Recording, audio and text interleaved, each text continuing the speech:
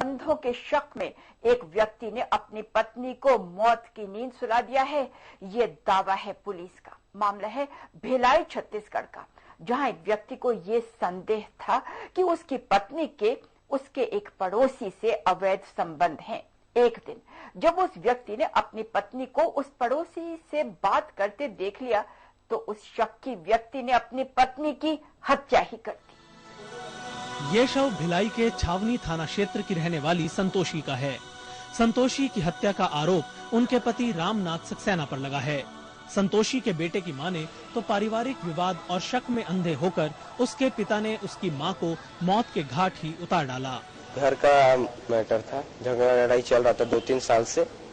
तो उसमें मेरे पापा बोले कि 2-3 बार धमकी दे चुके थे, जान से मारूंगा करके। हाँ, शराब पीते थे, झगड़ा लड़ाई करते थे, शुरू से शक करते थे, सब चीज करते थे। यानी मार पीट, हर हमेशा घर से निकाल देना, हाथ जला देना, पानी फेंक देना गरम, सब करा करते थे। हमारे साथ हर तरह की प्रताड़ित कर चुके थे। दरअसल संतोषी के पति रामनाथ सक्सेना को पिछले काफी समय से शराब की बुरी लत लगी हुई थी और वो कोई काम धंधा नहीं करता था, जिस कारण संतोषी और उनका बेटा राहुल काम करके अपने घर का खर्चा चला रहे थे।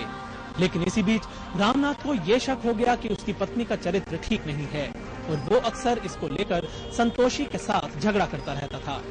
इस दौरान एक दिन रामनाथ और संतोषी के बीच फिर से झगड़ा हो गया और बात इतनी बढ़ गई कि रामनाथ ने अपनी पत्नी की हत्या ही कर दी। वो एक शक के कारण कवाना ने कुछ वो विचार कर रही थी, बच्चे को भी पाल रही थी, लड़की की शादी भी करी है। उसकी माँ रहती है गौतम नगर की तरफ, वो अपना माँ के इधर जाता था, खाना खा के आ जाता। सर आपका आदि शुरू से था वो, अभी नहीं बोलते घर को 50 साल हो गए, बाप बेच भी बाप तो खत्म हो गया। माँ है तो बहन के पास रहती गौतम नगर, गौतम नगर, बापू नगर उधर में।